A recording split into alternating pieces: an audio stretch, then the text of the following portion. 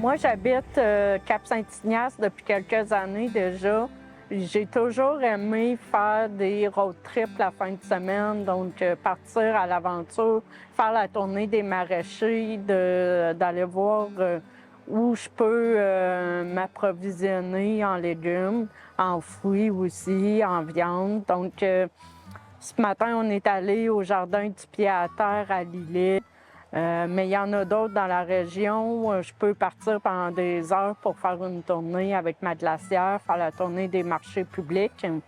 Donc, ce que j'aime, c'est découvrir des nouveaux légumes, de penser à ce que je vais cuisiner avec.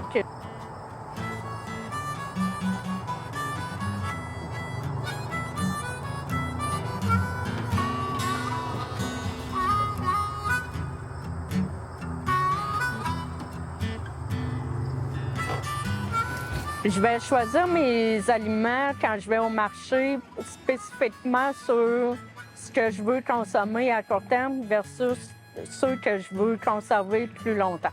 Je vais y aller selon la logique de qu'est-ce qui est frais, qu'est-ce qui se conserve, soit en conserve ou en pot maçon ou en congélation ou en chambre froide. Donc, je vais y aller. Puis, qu'est-ce qui est plus difficile à trouver rendu à l'hiver? Donc, j'ai maximisé, j'ai conservé des asperges dans le temps des asperges. J'en rajouterai pas cet hiver. J'aime voir l'environnement où que les aliments poussent, où que les animaux sont élevés aussi. Je suis propriétaire de la Belle Bête à Cap-Saint-Ignace depuis que je suis ici. Donc, j'offre un prêt-à-manger, un traiteur, mais c'est surtout de la formation, des ateliers, des conférences que j'aime donner. Donc, en achetant mes carottes tantôt, je pensais à faire mes herbes salées avec les fans. Donc, je vais vraiment maximiser l'utilisation des légumes, puis c'est ça que j'explique dans mes conférences.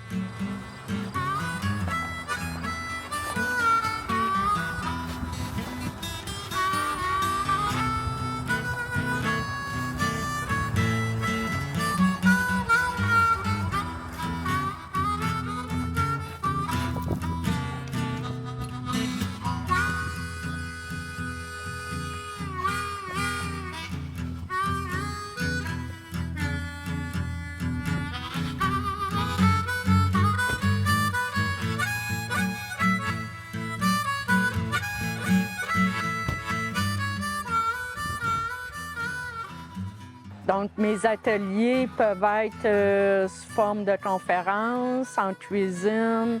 Ils peuvent être par seulement de l'échange, seulement de la pratique.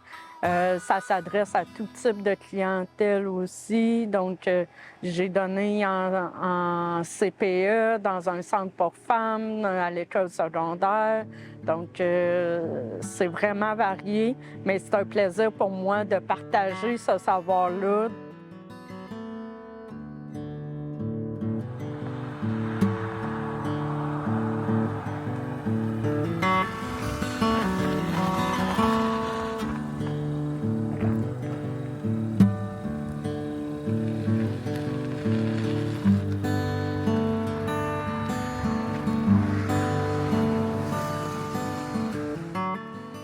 Moi, j'achète local pour la qualité, pour encourager aussi les producteurs locaux.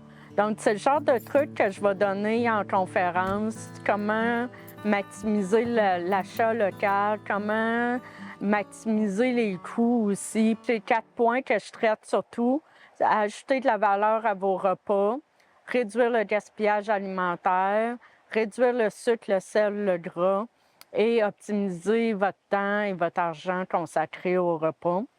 Donc, c'est les 4 thèmes principaux que j'aborde là, dans mes conférences ateliers.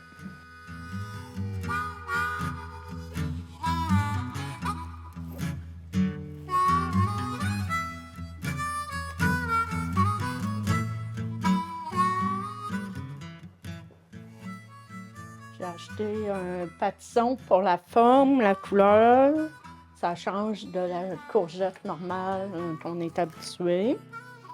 J'ai acheté des shiitakes parce que pour moi, le champignon, c'est un aliment d'avenir. Pour les végétariens, là, ça rajoute de la texture. J'ai acheté une aubergine pour faire un baba ganoush, une petite trempette. Concombre et j'ai des tomates pour une salade grecque.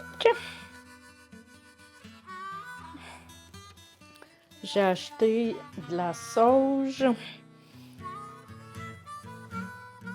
des carottes. Je vais utiliser les fans de carottes pour faire des herbes salées, donc avec la sauge puis des herbes de mon jardin aussi, donc du thym, de la ciboulette.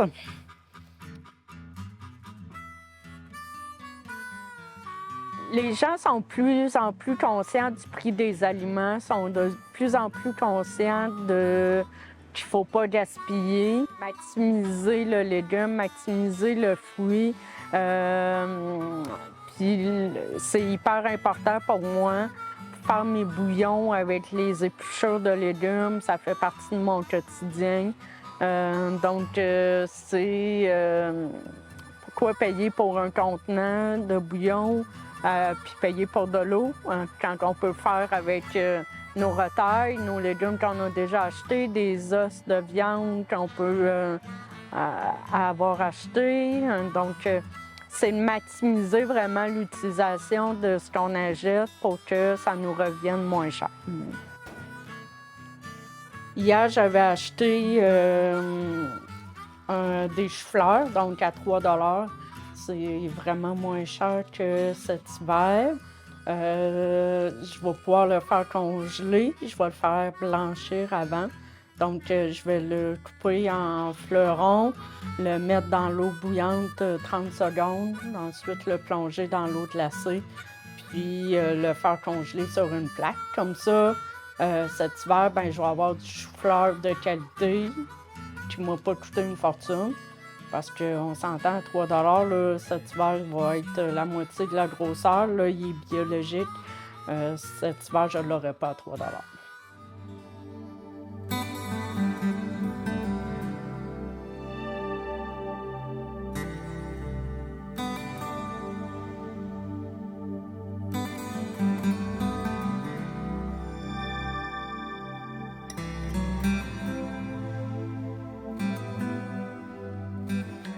Quand j'arrive du marché, c'est important de le conserver de la bonne manière pour qu'il se conserve le plus longtemps possible.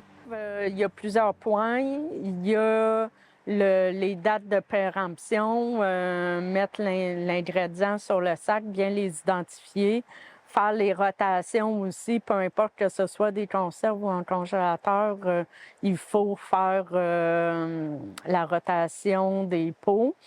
Il faut aussi enlever l'air le plus possible, garder le bon contenant pour conserver, donc le moins d'air possible. Et pas conserver non plus en trop grosse quantité. Mon meilleur outil là, pour la conservation, ça peut être bizarre, mais c'est mes moules à muffins. Donc, pour les courgettes, je vais venir les essorer, les presser dans un moule, comme ça, faire des petites...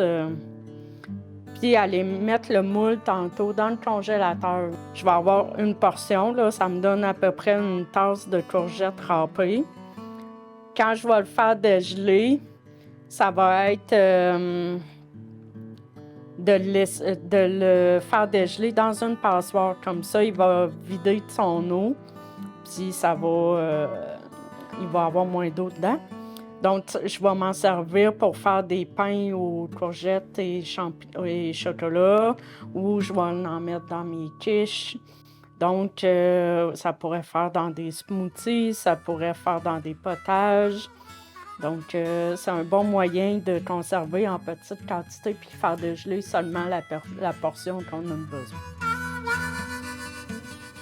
Donc, il y a plusieurs trucs. Il y a des beaux sites Internet aussi pour créer des recettes, maximiser les aliments qu'on a, réinventer ces recettes aussi. Tous les petits fruits, dans le fond.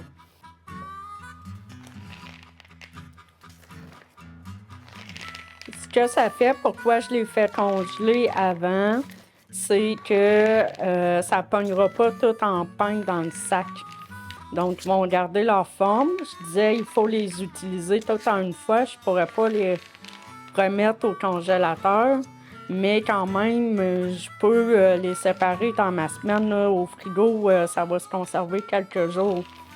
Donc, idéalement, je pourrais en prendre une demi-tasse, quelques-uns sur un yogourt. Le lendemain, je me fais un dessert avec, des muffins. Donc, ça va faire que le sac va quand même se séparer.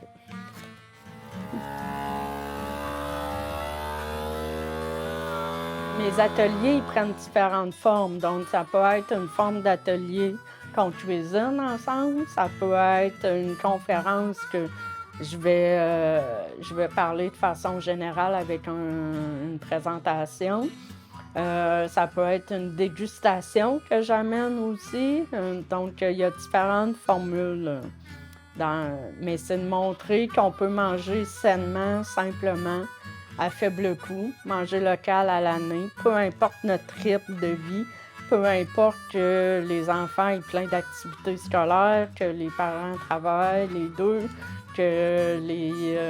qu'on soit seul à la maison, mais qu'on veut garder une variété. C'est toutes ces possibilités-là que je montre comment on peut varier notre alimentation puis manger sainement.